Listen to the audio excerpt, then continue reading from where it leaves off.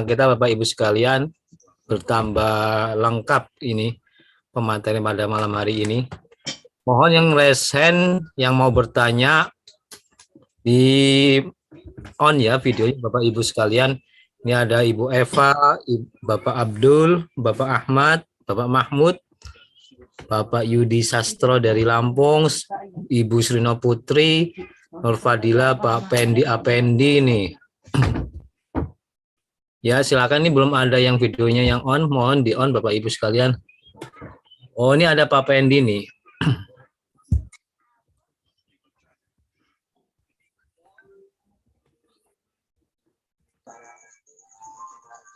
Silakan Pak Pendi. Ada yang... Assalamualaikum Pak Wawan.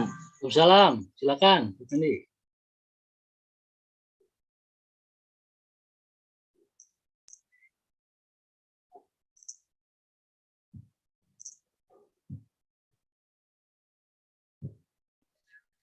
Udah siap itu hari 70 hari untuk keluar malai Pak. Itu bisa ekoprotektor, bisa untuk malai yang untuk mengisi bulirnya enggak Pak? Yang diaplikasikan itu. Umur sudah berapa? 70-an Pak. 70-an. 70-an sekarang. Ya. Ya, Pak Raden izin saya jawab dulu ya. Siap. Ya, kalau untuk kualitas benih bulir bisa ya. Kualitas dari serangan naik blast, Piriculia oryzae, kemudian pengendalian dari walang sangit bisa dibuat 2 dosis juga, 2 saset dalam 14 liter air. Kemudian dari kualitas gabah supaya lebih bersih aja. Ya. Siap. Ada yang ditanyakan ke Pak Raden, silakan mengenai produk fotosintesa slow release. Kalau slow release sama eco farming emang bisa disatuin Pak? Bisa dicampur? Oh nggak bisa ya? Bisa. Sama eco protector? Kalau sama eco plant protector bagaimana Pak? Ya, kemarin saya uji coba, saya izin ke Pak Raden. Boleh silakan bawa ya, saya coba. Ternyata dahsyat hasilnya gitu. Kalau mau di kolaborasi. Kalau slow release Pak Pendi udah pernah nyoba belum? Ini ini kemarin Pak, udah ada sih. Saya udah paketin 2 paket kemarin. Ya. Cuman belum diaplikasiin. Mau ke itu Pak, ke Duren itu Pak. Oh ya. Silakan aplikasikan, nanti berikan testimoninya ya. Siap Pak. Ntar tanggal 27, insya Allah saya ke sana sama Pak Dodi Pak. Boleh. Siap. Makasih. Segitu. Terima Ya. kasih. Assalamualaikum warahmatullahi wabarakatuh. Mas Budi, itu ada Ibu Srino Putri itu dari Lampung apa dari Padang? Yang resen? Nah ini silakan.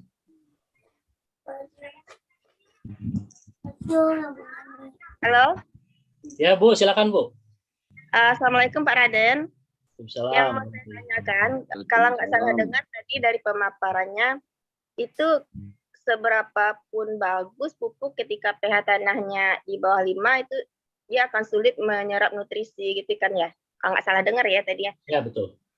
Terus gimana caranya kalau seandainya memang sawit atau tanaman kita itu pH-nya rendah gitu, apakah dengan pemberian slow release ini tidak bisa menaikkan pH tanah? Apakah harus dikasih dolomit dulu atau gimana? Itu yang pertama. Yang kedua, slow release ini apakah bisa kita pakainya kocor, kalau bisa itu dosis per tangki semprotnya berapa? Dan apakah bisa untuk tanaman horti? Itu aja Pak, terima kasih Pak. Ya, silakan Pak Raden. Ya.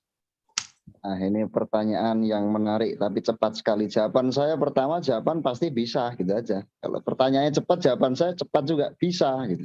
Gini, kita di PTB sini ada beberapa produsen. Produsen itu ada beberapa pupuk, ada beberapa pestisida termasuk seperti itu. Jadi gini, kita memilih itu kan mana yang disukai petani. Jadi lebih baik semuanya menggunakan produk PTB daripada menggunakan produk lain. Istilahnya seperti itu. Jadi seburuk-buruknya kita mitra PTBS, jadi yang terbaik adalah bagaimana menggunakan produk dari PTBS itu sendiri. Jadi gini, pertanyaan tadi pertama, apakah slow release bisa nggak untuk menaikkan pH? Jawaban saya sangat bisa. Makanya kan gini, memang betul tanaman tidak mampu menangkap nutrisi di pH di bawah 5.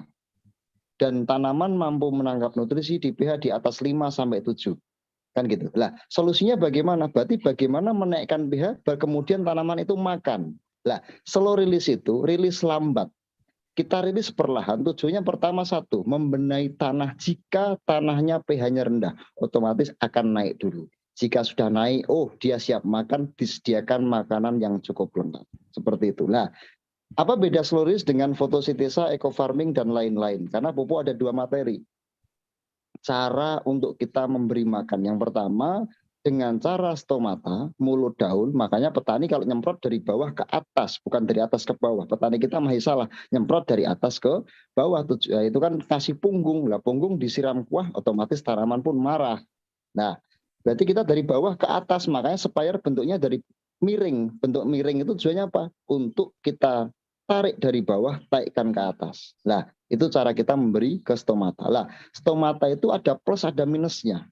Plusnya mungkin dia langsung ditangkap pada mulut daun stomatanya. Tapi jika pH-nya tanpa dicek, tanaman pun tidak, mulutnya terbungkam, tidak mau makan. Nah, berarti solusinya butuh pengkocoran yang diperbaiki terkait pada tanah. Berarti tanah otomatis sekalian dengan mulut akarnya. Slow release itu dirilis karena memang dia pupuk padat. Ada 2 pupuk padan dan pupuk cair. Nah, slow release diciptakan untuk apa? Untuk daerah-daerah yang tidak terjangkau air. Banyak di Indonesia daerah-daerah yang tidak terjangkau air. Otomatis logikanya seperti ini. Petani sawit atau perkebunan besar itu ketika menggunakan pupuk cair boleh, sah-sah saja. Namun menimbang bahwa ketika kita menggunakan pupuk cair butuh beratus-ratus liter. Satu, menurut saya kurang tepat guna. Yang pertama. Yang kedua, kan repot enggak daerah tersebut dengan air, itu masalahnya. Nah, makanya dimunculkanlah sebuah produk di mana produknya kecil tapi kesaktiannya ya insya Allah karena kita lengkap, majemuk, makro, mikro. Nah, mungkin di sini ada perdebatan panjang terkait kandungannya kan kita hanya mikro, nggak makro. Itu strategi kami sebagai produsen karena ketika kita menampilkan NPK itu bukan ke Deptan perizinannya, namun pada SNI. Nah, pengurusan SNI itu butuh waktu hampir 1 tahun. Kemudian nanti baru maju ke Deptan, itu harus SLF, standar layak fungsi semuanya. Lah kami untuk mempermudah semuanya, kami punya strategi untuk itu semuanya. Lah produsen pasti menemukan kami tidak menampilkan semua kandungan karena kami punya haki yang harus kami rahasiakan. Itu yang pertama. Jadi jawaban pertama tadi, apakah bisa slow release untuk menaikkan pH? Sangat bisa. Otomatis pH-nya nanti naik, tanaman pun akan makan secara otomatis. Terus yang kedua tadi, bisa nggak untuk horti? Bisa. Kembali lagi, caranya bagaimana? Boleh disemprot, boleh dikocor, tapi memang slow release ini spesifiknya hanya untuk buah batang besar. Nah, kita munculkan lagi untuk horti kita gunakan fotosintesa yang pupuk cair itu tadi. Namun jika memang ada mitra-mitra yang pengen coba slow release ternyata pakai di tangki pengkocoran bagus juga bagus, silahkan nggak apa-apa. 1 saset bisa untuk 15-20 liter air dikocor. Tapi konsentrasi kami sebenarnya slow release itu untuk buah batang besar. Tapi kalau mitra pengen coba, jangan coba-coba. Ini tanaman Anda terlalu bahagia nanti. Gitu. Tapi oke-oke saja gitu. Saya kira seperti itu, bisa-bisa saja. Tapi terkait gini, kita membagi pada konsentrasi tanaman. Misal katakanlah logikanya ada slow release sasetnya dalam 1 PV 10 saset. 10 saset itu untuk membaginya, jika mungkin dijimit kecil-kecil, pakai kecil-kecil itu bisa baginya. Masalahnya bisa nggak berbagi rata. Nah, sedangkan tanaman kan harus merata. Tanaman tuh harusnya pemupukan yang merata. Yang dibutuhkan tanaman. Nah, dibutuhkan tanaman, dimakan dan tidaknya tergantung pada pH tanah. Saya ulangi lagi, tergantung pada pH tanah. Sebenarnya tanaman tidak makan tanah. Tanaman tidak makan pupuk kandang. Tanaman butuhnya cuman air yang nutrisinya tercukupi. Tanaman butuhnya dari air urian pupuk kandang. Urian pupuk kandang banyak sekali. Ada virus, ada bakteri. Bakteri bisa diubah jadi yakul yang dibutuhkan tanaman. Namun jika virus Virus itu virus bisa jadi mengubah zat yang dibutuhkan. Tapi kalau bakteri itu munculnya fusarium itu dari pupuk kandang yang belum difermentasi. Fusarium, Ginoderma itu turunan fungi. Nah, kemudian itu masalahnya pasti muncul fusarium. Kalau bawang pasti sakit dan lain sebagainya. Jadi bukan saya tidak mau menyarankan pakai pupuk kandang apabila pupuk kandang belum difermentasi. Lah, bahasa fermentasi adalah proses kimiawi. Jadi yang ini harus dipahami teman-teman semuanya. Proses fermentasi adalah proses kimia. Itu nggak ada proses matematika, nggak ada kan gitu kan. Mungkin kalau proses biologi Pak Wawan yang paham, biologis mungkin. Itu cuman itu saya kira seperti itu rekan-rekan semuanya. Oke, lanjut pertanyaan berikutnya. Iya, makasih Pak Raden. Siap. Jadi pahami Bu Sirno Putri? Siap, bisa dipahami. Semoga ada rekamannya ya Pak. Jadi saya ulang-ulang lagi. Soalnya saya Boleh. praktisi juga di lapangan nih, jadi banyak pertanyaan, jadi semakin paham insya Allah. Jadi kesimpulannya di slow release ini bisa menetralkan. Makanya inilah dasarnya produk. Dan harus kita buktikan sebelum kita menyampaikan ke orang, harus kita buktikan di tanaman sekitar kita boleh. Nah, itulah untuk memperkuat lisan kita untuk menyampaikan kepada petani. Siap, Cukup Bu ya? Cukup. Ya, Mas Budi silakan dibuka lagi yang raise hand, yang videonya on supaya bisa berkomunikasi dengan Pak Raden. Baik Pak Wawan, ini masih banyak yang raise hand, videonya on. Ini ada coba ibu-ibu lagi nih, mumpung masih belum malam. Intinya untuk bapak-bapak nanti aja yang udah malam. Ini ada Bu Ija nih, boleh Bu Ija perkenalkan dari mana, apa yang mau ditanyakan, silakan. Ya, silakan. Pak, ini Pak, tanaman kakao. Bagusnya dia pupuk apa? Coklat. Kemudian cara apa? Maksimal berapa kali pakai pupuknya dan pupuk apa yang bagus untuk diaplikasikan ke pupuk untuk pohon coklat, Pak? Ya. Coklat yang sudah menghasilkan Bu ya? Iya Pak. Ya. Baik, Pak Raden silakan dibantu dijawab. Intinya bagaimana cara pengaplikasian sarana produksi pertanian solis atau fotosintesa untuk tanaman kakao yang sudah menghasilkan. Nah, Dan ini kali, yang terkadang oke. Maksimal. Siap. Oke. Ini yang pertanyaan terkadang nggak fair menurut saya Pak Wawan. Kenapa? Kalau tanyanya ke saya, jawaban saya pasti tahu. jadi kalau saya sebagai produsen fotosintesa dan slow release, mungkin jawaban saya itu. Tapi oke lah, bebas menggunakan produk apapun bebas. Yang penting harus menggunakan produk dari PTBS. Itu. Cuman kalau tanya ke saya, jawabannya menurut saya, setahu saya nggak mau meraba-raba yang saya tidak tahu. Jadi gini. Tidak apa-apa.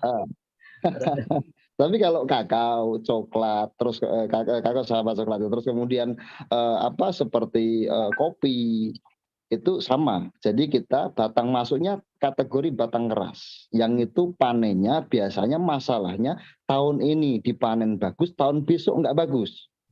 Panen ini bagus, musim tergantung musimnya. Lah, saran saya tanaman batang keras apapun, saran saya 3 bulan sekali tetap dikasih slow release. Tujuannya apa? Itu cukupan makanan untuk bekal dia makan selama 3 bulan ke depan. Ya. Karena tanaman tidak mungkin berhenti tidak makan satu hari pun. Tanaman tiap menit, tiap detik, tiap hari selama dia butuh pasti dia minta makan. Nah, kita sebagai petani, kita sebagai yang menanam harus bertanggung jawab. Memberi makan yang terbaik untuk kita, feedbacknya kita akan diberi hasil yang terbaik oleh tanaman itu sendiri. Nah, kalau tanya ke saya tadi, jawaban saya 3 bulan sekali tetap dikasih slow release. Boleh 2 sendok, boleh 3 sendok, tergantung umurnya. Jika umurnya sudah besar, kasih 1 saset. Kemudian 3 minggu atau 1 bulan sekali, boleh dikocor dan disemprot dengan fotosintesa. Dan itu testimoni banyak sekali. Hasil banyak sekali. Bahkan saya sering mencoba dan sering trial terkait dengan produk-produk kakao ataupun kopi ataupun batang sejenisnya. Itu kuncinya 3 bulan sekali menggunakan slow release, kemudian tambahkan disemprot dan dikocor dengan fotosintesa. Kemudian kita tinggal nunggu, pulang tinggal ngopi, biarkan tanaman yang berbicara. Kira-kira seperti itu.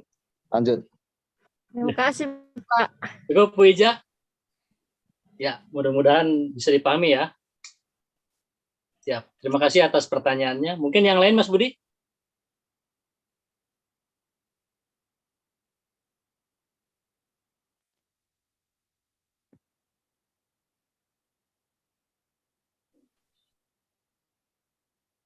Pak Ampre, silakan.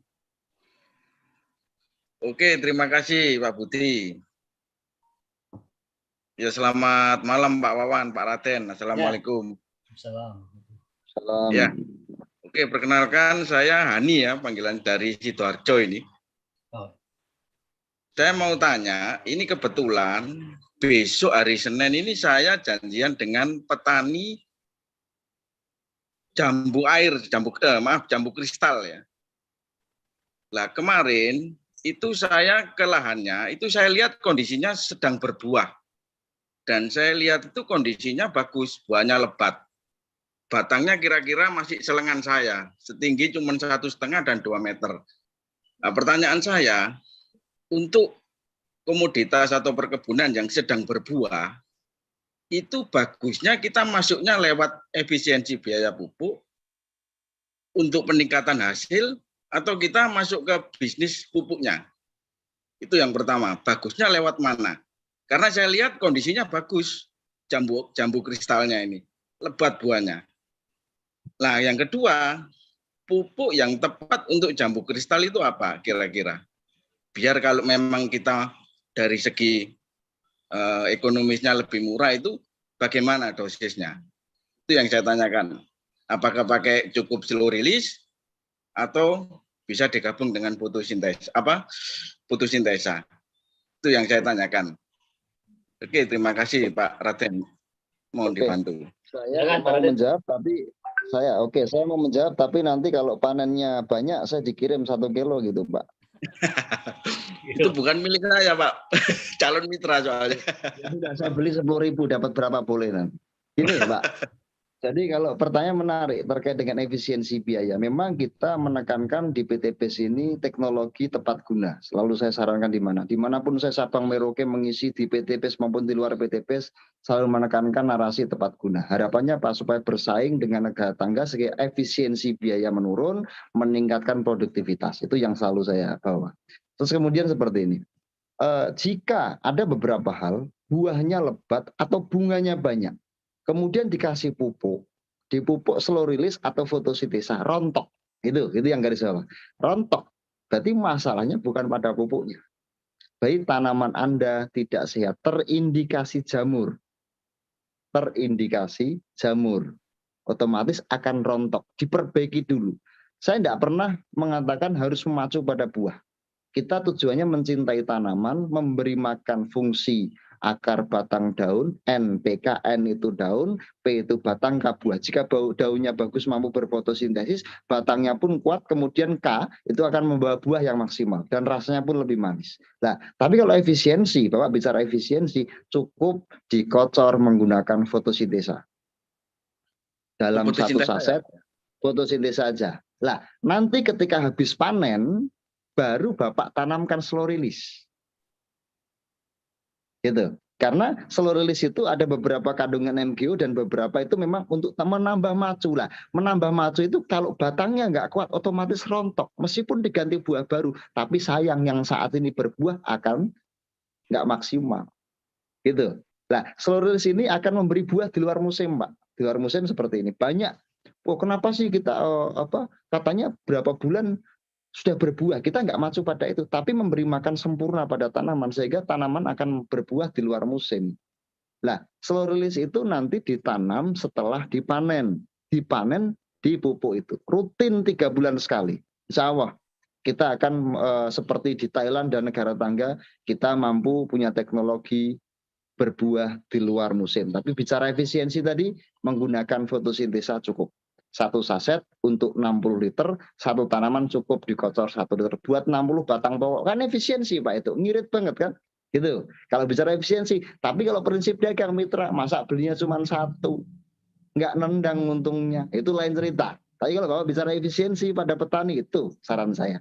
Tapi kalau memang pengejaran pada omset kalau jumlahnya memang banyak, kemudian nanti setelah dipanen baru ditanam slow release.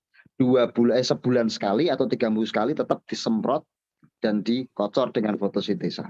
Seperti itu, karena fotosintesa pupuk cair itu menguap, pupuk kimia dan pupuk cair menguap 15 hari. Ditangkap dan tidak tergantung pada pH tanah. Dan itu semprot fostomata ataupun dikocor, itu pun ditangkap dan tidak tergantung pada pH tanah. Tapi fotosintesa juga menarik, Pak. Fotosintesa itu dikocor, silahkan pH-nya langsung dicek setengah jam kemudian. Insya Allah pasti akan naik. Dan itu sering kita coba berulang-ulang. Seperti itu Pak kira-kira jawaban tadi saya. Fotosintesanya cukup di tanah ya Pak ya? Atau di Semprot daun-daunnya Pak? Nah, semprot itu masalahnya, kalau saran saya dikocor. Perbaiki tanahnya untuk menjaga kaliumnya, menjaga pH-nya supaya tetap stabil. Nah, jika pH-nya nggak stabil, pH-nya turun musim hujan, pH-nya drop, otomatis tanaman tidak menyerap nutrisi di bawah. Jika tidak menyerap nutrisi di bawah, kemudian tanaman pun berbuah, kita dipacu untuk berlari, tapi nggak ada makanan. Atau makan tapi tangannya diikat. Kira-kira tumbang nggak Pak? Tumbang. Itu. Nah, teorinya seperti itu. Jadi analoginya seperti itu. Jadi kita itu menjaga pH-nya supaya tanaman tetap makan di sekitaran itu, ada makanan, kemudian dia ketika berlari atau berbuah membawa bekal, muatan berat, tapi dia nutrisinya cukup, solarnya tidak kehabisan. Kira-kira seperti itu Pak. Oke. Jadi kalau untuk posisi berbuah gitu intervalnya berapa minggu Pak semprotnya? Bisa dilakukan 2 minggu sekali. Kocor aja Pak, jangan semprot. Semprot itu kadang kekencengan nanti. Sekali ya Pak ya. Kocor aja ya. Kocor aja sekitaran akar gitu aja. Cukup. Baik, terima Untuk kasih. menjaga siklus supaya menampil. Kira-kira seperti itu Pak. Oke, terima kasih. Saya selalu Bapak. Amin. Baik, Bapak dan Ibu, untuk Zoom meeting ini kan ada live streamingnya ya. Nanti linknya saya bagikan di grup. Bisa dicek ya. Petani Cerdas PTBS, nah itu di subscribe dulu supaya nanti notifikasi pemberitahuan itu selalu update ya mengenai aktivitas Zoom meeting. Jadi yang ingin belajar diulang-ulang, nah itu harus ada melihat YouTube streamingnya ya. Baik, untuk pertanyaan yang lainnya Mas Budi, mungkin dari chat dulu, ada yang belum terjawab nggak? Mengenai produk Solaris dan fotosintesa? Ini yang terbaru, ternyata ada yang belum tahu apakah produk fotosintesa dan Solaris udah bisa di RO via PTBS. Ya, Raden, perjalanan perizinan edarnya sudah sampai di mana ini? Mungkin ada yang bertanya tadi, ada yang mau membutuhkan produk ini gitu. Dari kami yang kedua produk fotosintesa slow release sudah masuk di web. Slow release sudah silahkan diorder via web sudah ada. Ya. Dan sudah bisa diorder via liternya masing-masing atau kantor langsung sudah bisa. Namun yang fotosintesa untuk sementara ini kami masih proses dalam OSS. Jadi kerjasama dengan perusahaan saya dengan perusahaan PTBS. Otomatis itu masih menunggu dari verifikasi di Kementerian Perdagangan. Kalau Kemtan sudah ada, sudah tak pegang. Ya, Saya pastikan sudah ada. Kemtan yang fotosintesa saya pastikan lagi. Alhamdulillah sudah saya terima dan sudah ada. Tinggal kami distribusikan ke PTBS, kemudian kami OSS dengan Kementerian Perdagangan sehingga secara garis besar B2B, bisnis to bisnis sah saat ini menjadi milik PTBS. Seperti slow release dulu punya saya, sekarang milik PTBS, punya saya, milik PTBS sekarang itu punya Anda semuanya. Sama, nanti fotosintesa pun sama. Jadi silahkan, itu bagian dari, bukan punya saya juga, bagian dari kita semuanya. Jadi kuncinya saya dagang dimanapun berada, mulai dari kecil, umur 18 tahun sampai saat ini, satu, saya mencintai produk. Saya mencintai bisnis saya dulu. Baru kemudian pengembangan itu gampang lah. Dimanapun berada saya mengaparkan bisnis ataupun belajar bisnis atau mengajari bisnis atau mungkin perkembangan apapun di bisnis jaringan ini posisinya. Jadi saya melihat saat ini gambaran saya banyak orang-orang ya ada aja yang dari mitra ini berdebat kusir. Ya. Berdebat kusir, ada aja yang memang dia pengen belajar betul-betul kemudian pengen sukses di bisnis ini, ada beberapa. Dan saya melihat saat ini banyak orang-orang yang kemarin sudah tembus big mo cash, luxury, motor cash dan lain sebagainya, itu rata-rata orang yang memang satu, yakin kemudian mencoba, yakin, kemudian mudah meyakini orang lain. Itu kunci bisnis seperti itu. Bagaimana kita meyakini orang lain, kita sendiri dengan diri kita nggak yakin. Bagaimana kita memantapkan orang lain, itu prinsipnya. Nah, makanya saat ini banyak orang kena ketika yakin, meyakinkan orang lain, dibuktikan tanaman bicara, RO akan melimpah. Dan saya dapat kabar baru saja juga dari Kalimantan, Sumatera yang orderannya memang sangat luar biasa sekali. Kenapa? Karena memang sering berdiskusi, sering bertanya bagaimana saya bisa mendapatkan reward. Alhamdulillah kemarin ini bentar lagi tembus Big Mo Cash. Artinya apa? Berusaha, kemudian yakin bahwa produk ini akan sukses di pasaran, ya sudah, karena memang betul-betul dari kami produsen bukan masuk ke ranah PT BES. Saya netral, saya tidak masuk ke jaringan apapun. Cuman melihat grafik dari perusahaan kami ke PT BES dan ritme penjualan, karena kami juga bagian distribusi juga ke beberapa distributor yang megang di regional, sehingga kami tahu potretnya bagaimana penjualan di PT BES ini. Nah, kenapa yang besar-besar di daerah tertentu? Karena memang potensi-potensi di Indonesia, terutama di dunia sawit, memang sangat luar biasa sekali. Sawit ini sangat luas dan kuncinya cuma satu, saya selikasi ilmunya. Kuncinya cuma satu, bahwa 1 hektar 1 poin. Di dunia ini, tidak usah dunia, di Indonesia aja ini ada yang terdata aja 14,6 juta. Bayangkan, berarti 14,6 juta poin dibagi luxury Anda berapa? Itu aja terhitungnya gampang. Nah, ini memang betul-betul slow release ini sangat mudah dijual. Dan PT BES tidak pernah jualan kecap. PT BES tidak pernah jualan kecap, tidak pernah jual janji. Tapi bagaimana kita membuktikan kepada petani, secara prinsip dagang dia merasa diuntungkan, kemudian otomatis RO akan berkelanjutan kepada rekan-rekan semuanya. Saya kira seperti itu, Pak Wawan. Siap. Ya, alhamdulillah ya, fotosintesa ini izin dari Kementan sudah, cuman nunggu izin dari perdagangan. Hak distributor tunggalnya adalah PT BES. Jadi edukasi ini kenapa kita berikan langsung live di YouTube streaming ini ya, karena memang izinnya yang sebentar, terutama ya, izinnya yang sudah keluar dan izinnya sebentar lagi keluar. Nah, kemudian Bapak dan Ibu tadi ada yang bertanya mengenai channel YouTube ini apa. Jadi silakan searching di YouTube ya, Petani Cerdas PT BES. Nah, nanti ada yang sedang on streaming ya. Nah, itu di situ bisa dilihat nanti ya. Jadi untuk rekaman di meeting pada malam ini. Mas Budi silakan dipandu lagi, mungkin yang raise hand sekarang. Baik, ini ada Pak Mahmud ini ya. Ada sudah angkat tangan nih Pak Mahmud. Siap-siap Pak Mahmud ya. Kita unmute Pak. Kameranya bisa turun sedikit Pak Mahmud. Biar wajahnya kelihatan semuanya.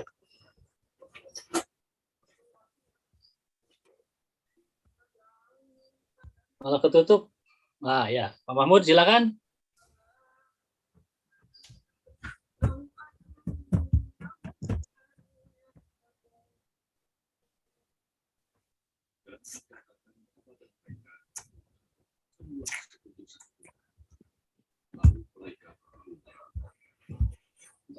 Pak Mahmud unmute-nya diklik dulu.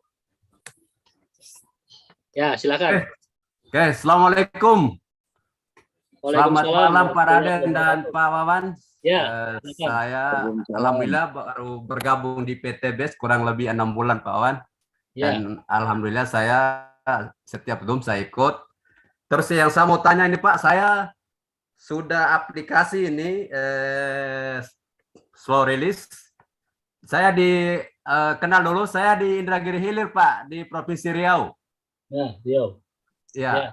Jadi di sini petani kelapa sawit ada, kelapa biasa juga ada. Hanya yang menjadi permasalahan di sini Pak, pH tanahnya 4,5 karena tanah gambut Pak. Kawan. Ya, ya. Tanah jadi mayoritas di Indragiri Hilir ini itu tanah gambut. 80% tanah gambut Pak. Jadi posisi saya di tanah gambut nih. Ya. Terus kemarin saya sudah coba slow release ini di 2 pohon mangga, usianya juga di atas 5 tahun, terus 2 pokok pohon alpokat, karena pH-nya 4,5, jadi saya aplikasikan slow release ini 2 bungkus per pohon. Tapi alhamdulillah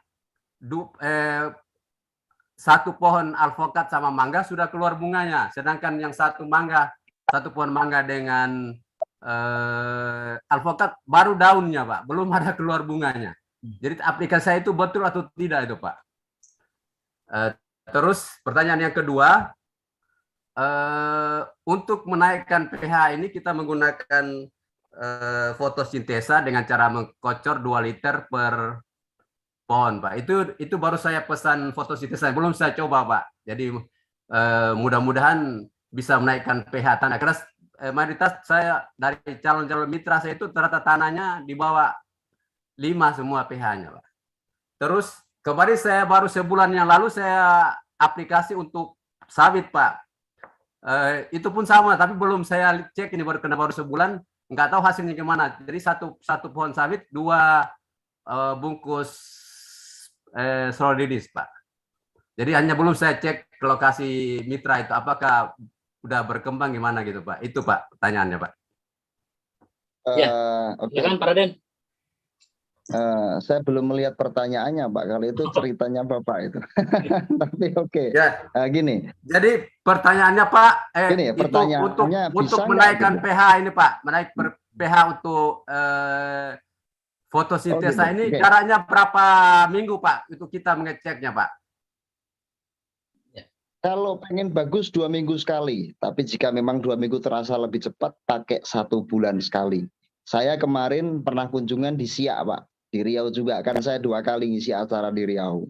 Terus kemudian di Pelelawan Riau, terakhir di Muara Bungu. Di daerah tersebut, saya pernah uji demo pas waktu awal slow release dan fotosintesa itu, memang di tanah di pH-nya 3,6. Bapak mending 4,5, ini 3,6. Itu bilangnya dari petani, Pak, ini tanah terburuk di dunia katanya. Oke, sekitar trail.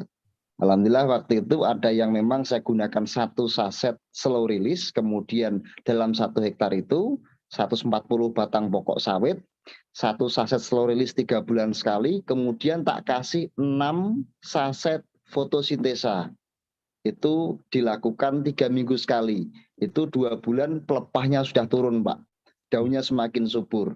Ada juga, tapi Bapak ada yang diaplikasikan yang 2 saset pada sawit itu, lahan gambut itu, saya kira sekarang silahkan dilihat, Pak, besok, Pak. Dilaporkan nanti. Insya Allah. Kan gitu.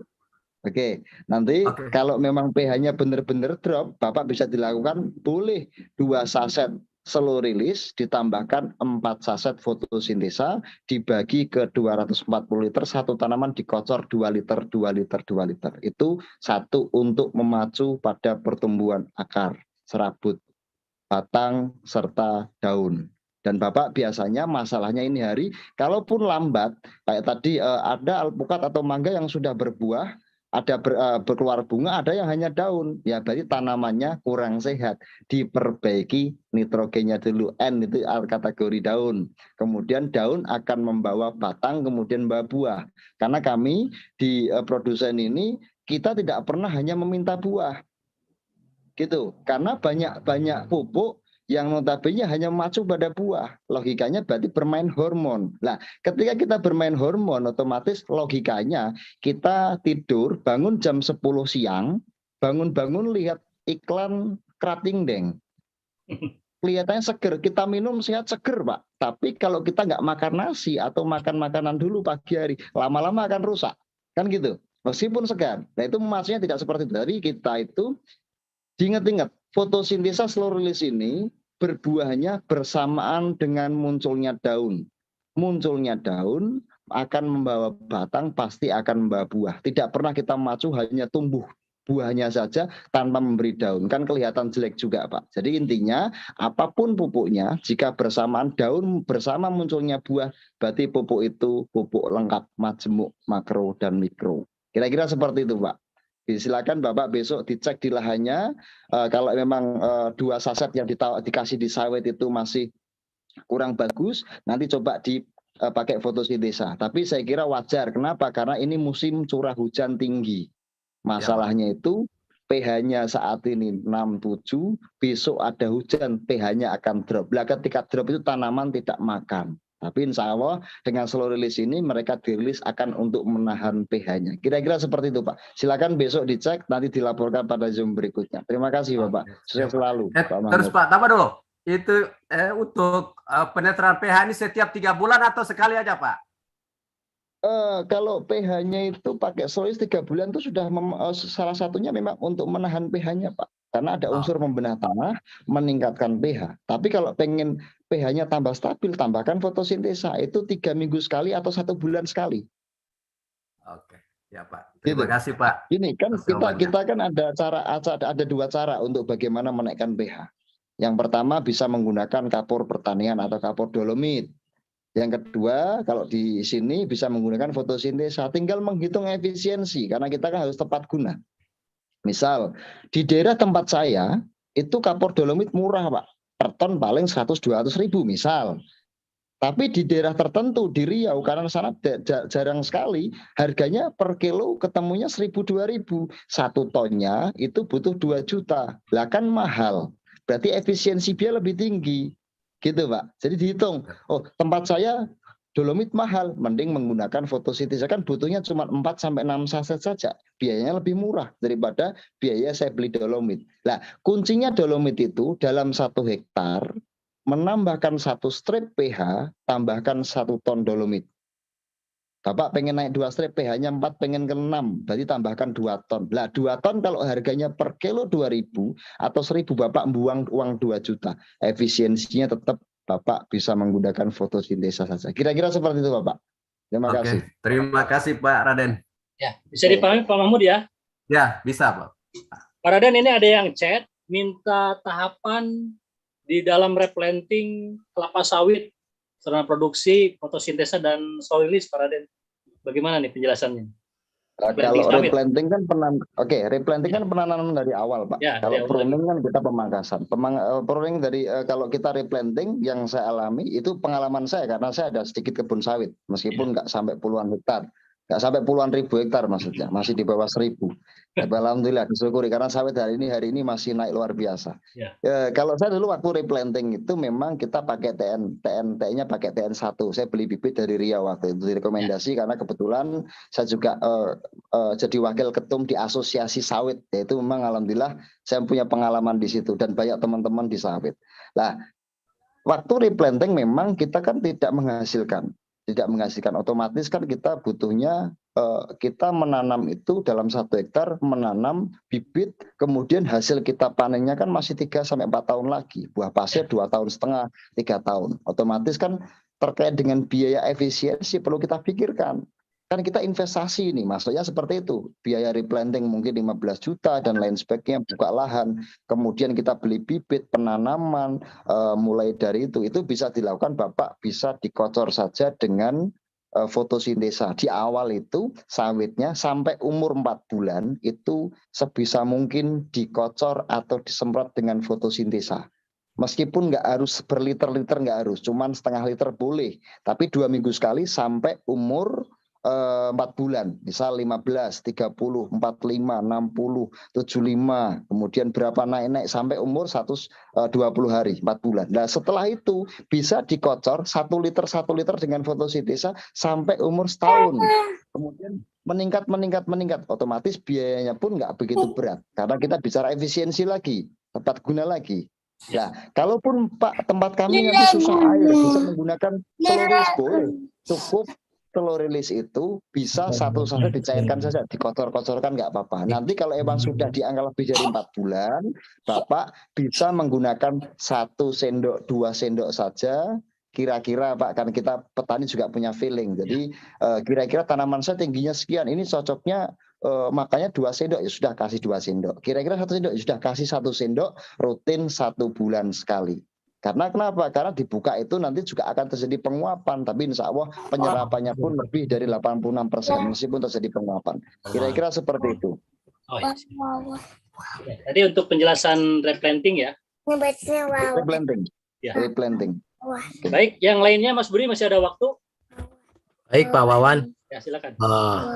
Ini ada 3 orang nih yang siapa ya? Ini ada dari Pak Denny Kusnandar nih.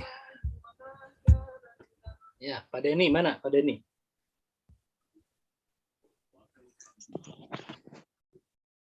Ya Pak, selamat malam Bapak Wawan, Bapak Raden. Assalamualaikum warahmatullahi wabarakatuh. Assalamualaikum warahmatullahi wabarakatuh. Saya kemarin pendampingan ini ya petani padi.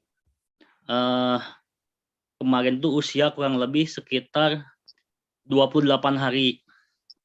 Nah, itu padinya kata Pak Wawan dulu waktu saya konsultasi, itu padinya kena penyakit asam-asam Bapak Wawan. Ya.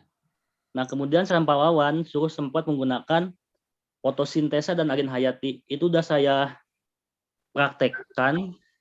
Namun kurang lebih setelah disemprot usia 5 hari itu belum ada perubahan, Pak. Nah, gimana solusinya, Pak?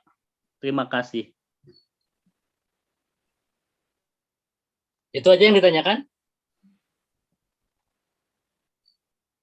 Pak Denny, itu aja yang ditanyakan? Betul, Pak, itu. Oh iya, satu lagi, Pak. Apakah fotosintesa bisa difermentasi, Pak? Ya. Izin jawab dulu ya, yang pertanyaan pertama. Jadi, di dalam penggunaan air sebagai volume semprot fotosintesa gen hayati, itu pun harus diperhatikan pH-nya ya. Jadi jangan sampai kita mengaplikasikan fotosintesa atau agen hayati atau eco farming itu sendiri ya kalau mengaplikasikan. Tapi pH-nya ini kita ngecek, nggak tahu. Nah ternyata hasil saya diskusi dengan Pak Raden itu berpengaruh juga terhadap ketidakefektifan suatu produk. Gitu ya. Nah Pak Denny bisa dicek dulu ya pH-nya ya. pH yang dipakai airnya itu air sawah apa air apa? Air sawah, Pak. Kemudian kebetulan air sawah itu dari sungai, Pak. Dari sungai. Ya. Jadi memang penyebab menguningnya itu tadi kan asam-asam itu terjadi karena proses composting ini maksimal ya. Jadi di dalam tanah ini masih ada proses composting, dan kemudian malah merusak sistem perakaran. Makanya feedbacknya tanaman menguning gitu ya. Nah, akan kita hijaukan gitu kan. Nah, di tempat-tempat tertentu ya yang mengaplikasikan agen hayati dan fotosintesa, feedbacknya laporannya bagus tuh. Nah, cuman nanti bisa dicek mengenai airnya dulu nih, karena memang diskusi saya dengan Pak Raden itu tidak jauh dari air, karena banyak mitra juga atau petani mengaplikasikan fotosintesa kok tidak direspon terhadap tanaman, malah menguning. Nah itu ternyata dari air yang digunakan.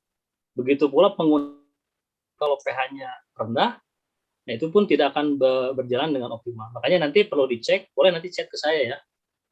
Nah, kemudian yang kedua tadi, pertanyaannya langsung jawab Pak Raden aja ya, formulatornya. Pak Raden, kalau fotosintesa ini apakah perlu difermentasi atau tidak? Nah, kalaupun disimpan dalam kondisi botol, apakah terjadi fermentasi? Itu silakan dijawab Pak Raden aja. Oke. Fotosintesa itu seperti kopi harga 3.000, Pak.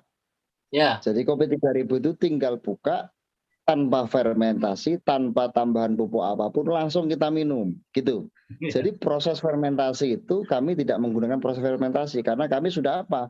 Kami sudah sifat solubility, semua larut dalam air, itu yang pertama. Yang keduanya itu barang sudah matang tinggal pakai instan. Jadi menurut saya, kenapa saya tidak menggunakan teori fermentasi? Karena kami menggunakan bahan-bahan aktif yang tidak perlu proses lagi. Proses fermentasi itu proses kami di perusahaan, di pabrik. Proses pembikinan barang setengah jadi menjadi barang jadi. Karena proses fermentasi itu adalah proses barang mentah menjadi barang jadi. Seperti itu. Jadi kami tidak pernah menyarankan dengan fermentasi karena kami bukan barang fermentasi. Yang pertama. Yang keduanya, saran saya ketika menggunakan fotosintesa itu pertanyaannya mungkin gini, boleh nggak fotosintesa itu ketika dibiarkan dalam air? Boleh, nggak apa-apa. Tapi yang penting airnya itu pH-nya harus di atas 6-7. Masalahnya petani itu terkadang airnya nggak mau dibawa itu. Nah, pH harus di atas 6-7 kan susah juga. Sedangkan terkadang air mineral pun yang kita minum itu pun lama-kelamaan pH-nya pun turun. Gitu. Makanya saran saya keadaan fresh tanpa fermentasi. Tapi kalaupun teman-teman, oh Pak sudah terlanjur saya larutkan dalam air, ya nggak apa-apa. Ngerusak nggak apa-apa. Lalu bakterinya mati nggak? Bakterinya sudah ikut SLC. Jadi bakterinya sudah ampuh. Nah, saya kira kita sudah kuat, sudah bekali makanan banyak gitu kan. Jadi saya kira kita ini tanpa fermentasi itu suatu terobosan kami untuk memberi yang terbaik kepada mitra dan petani di Indonesia. Kira-kira seperti itu. Tapi yang pertanyaan pertama tadi saya ikut menambahkan sedikit, mungkin kenapa menguning, bahasa menguning. Saya mungkin ini yang harus digarisbawahi. Petani kita itu kalau habis ditanam pengennya hijau. Hijau kenapa? Karena terdoktrin dalam pertanian kita itu kalau habis tanam dikasih urea, Pak. Urea itu nitrogen. Daunnya pengennya hijaunya hijau yang hijau banget. Saya tanya kepada petaninya, Pak, Bapak itu mau panen padi atau panen daun? Nah itu kan. Lah sedangkan daun yang hijau itu menurut saya itu daun yang keracunan. Daun yang hijau menghitam itu daun keracunan. Daun yang sehat dan mampu berfotosintesis itu daun yang daunnya hijau muda, tapi petani anggapannya kuning. Jadi garis bawahi dulu seperti itu. Makanya teman-teman semua harus paham juga. Tapi jika memang kuningnya kuning layu kemudian perakaranya putus, berarti masalahnya pada airnya. Itu air, kecuali airnya gini. Kenapa di Jepang, waktu saya di sana pernahlah ada acara, waktu saya pernah menang Demplot juga Pak, cuman nggak saya ceritakan nggak enak. Di Jepang tuh menarik, bahkan menanam padi dalam gedung. Kenapa seperti itu? Kenapa bagus? Karena airnya pun pakai drainase dengan air yang takaran yang cukup. Ingat-ingat, air yang cukup. Nah, sedangkan kalau petani kita di sawah, airnya terkadang setinggi apa gitu kan, setengah meter, sedangkan padinya masih kecil. Lah bagaimana dikasih pupuk disemprot stomata, pH-nya drop. Nggak mungkin menangkap. Seharusnya airnya pun harus seimbang 5 cm sesuai dengan akar. Nah itu masalahnya. Nah sedangkan dipupuk sebanyak apapun percuma. Dan itu hebatnya produsen-produsen pendahulu kita. Kok pupuknya harusnya 2 ton Pak, jangan 1 ton. Nah produsen untungnya lebih besar. Itu boleh. Strategi bisnis. Namun yang dilakukan saat ini bagaimana petani itu masalahnya pada air. Air harus bisa dibuka dan ditutup. Makanya irigasi itu penting. Makanya ketika saat ini padi itu tanahnya dicek dulu. Kalau saran saya sebelum tanam, kalau emang pH-nya drop, disemprot dengan fotosintesa. Kemudian airnya dimasukkan. Didiamkan selama 5 hari.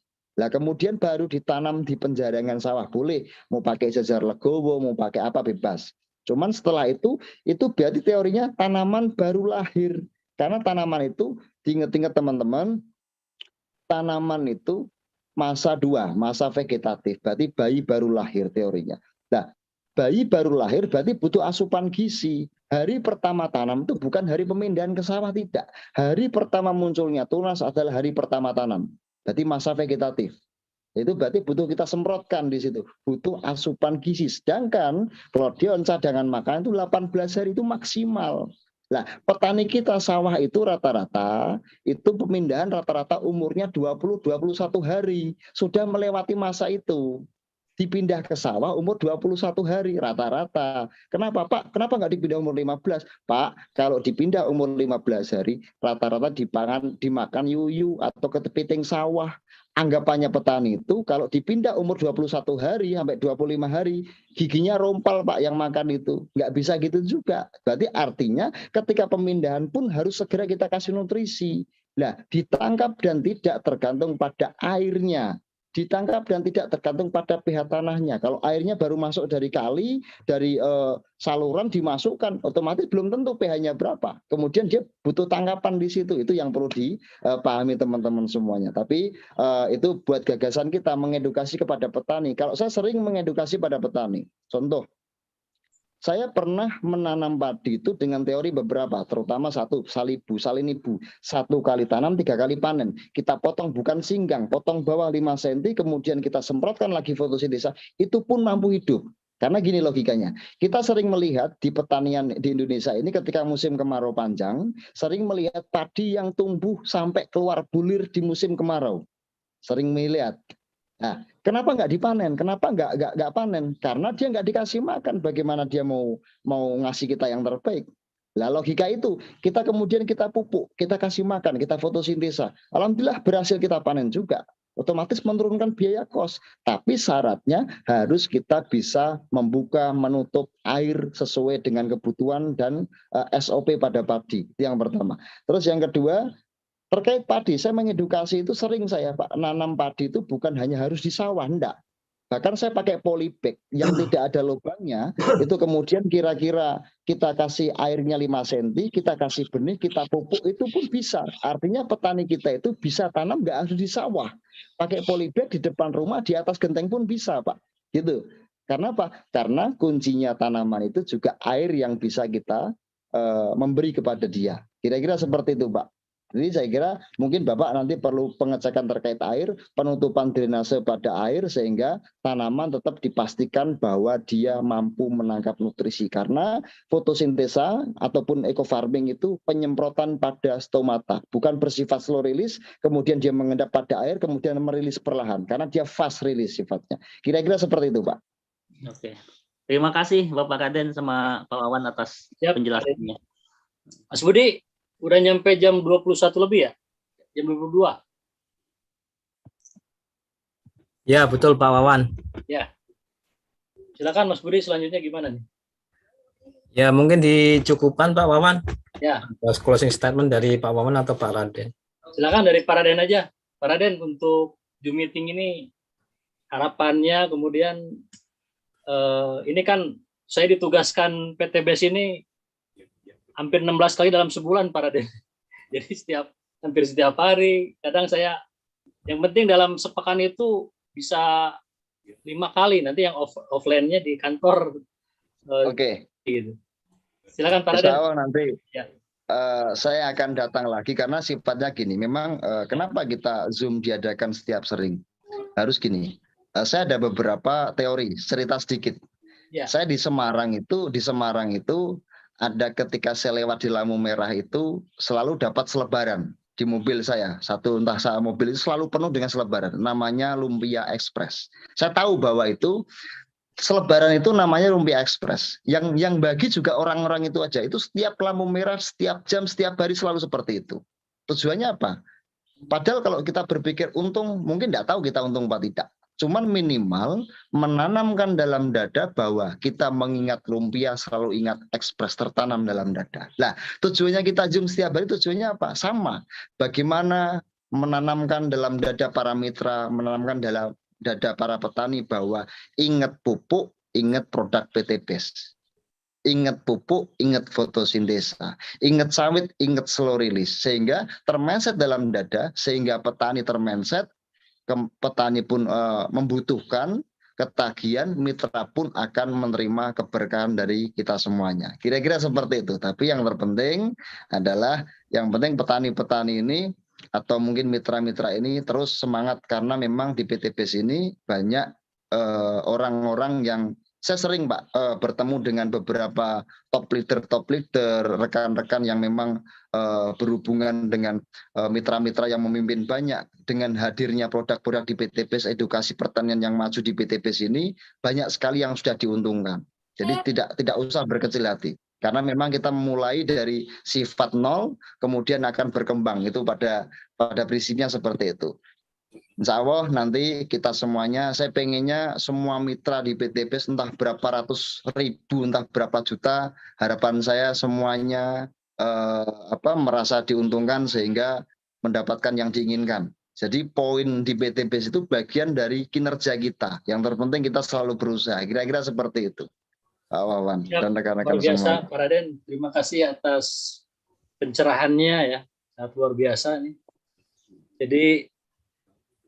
Jadi Bapak dan Ibu, insya Allah nanti kita ketemu biasanya atau 8 jam lah ya sebelum ada acara, saya bagikan link ya, karena disesuaikan dengan ini juga ya, karena memang ini masih menggunakan link ya, bukan link dari support system. Insya Allah nanti kalau sudah ada jadwal tertentu dari support system kita adakan rutin ya. Baik, kalau dari saya terima kasih atas perhatiannya selama ini para seluruh mitra ya yang masih on di 400-an ya. Mohon maaf atas segala kekurangan. Juga ke Pak Raden saya ucapkan terima kasih sudah memberikan pencerahan, ilmunya sangat begitu luas dari pengalamannya. Juga Mas Budi yang mendampingi Zoom meeting ini ya sampai akhir. dan selalu mendampingi saya nih. Dari saya haja wallahi ana wa yafaduna walhamdulillah. Assalamualaikum warahmatullahi wabarakatuh. Silakan Mas Budi. Waalaikumsalam warahmatullahi wabarakatuh. Alhamdulillahirabbil alamin. Dengan ditutupnya dari Pak Wawan berarti berakhir pula acara Zoom meeting pada malam hari ini. Kita doakan Bapak Ibu sekalian, para guru-guru kita, Bapak Wawan Rusman, Bapak Raden selalu sehat sehingga bisa mendampingi kita semuanya menjadi petani yang cerdas dan kaya ya, insya Allah. Amin. Amin Allahumma amin. Dari saya kurang lebihnya mohon maaf selaku host Zoom meeting pada malam hari ini. Mohon maaf juga kepada Bapak Ibu yang sudah raise hand belum tercover satu persatu untuk bisa bertanya mungkin di Zoom meeting next berikutnya ya. Kita tutup dengan bacaan alhamdulillah bersama-sama. Alhamdulillahirobbilalamin. Dari saya kurang lebihnya mohon maaf. Assalamualaikum warahmatullahi wabarakatuh. Waalaikumsalam. Waalaikumsalam warahmatullahi wabarakatuh. Terima kasih.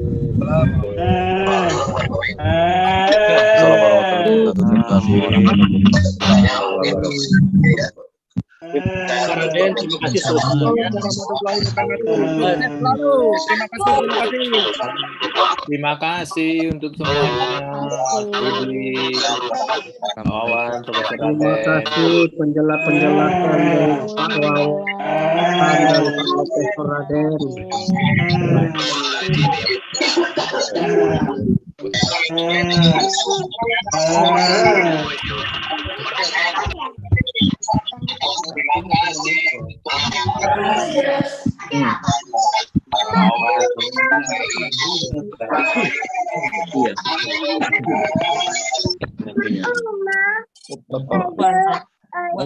Terima kasih Pak Raden, Pak Wawan. Assalamualaikum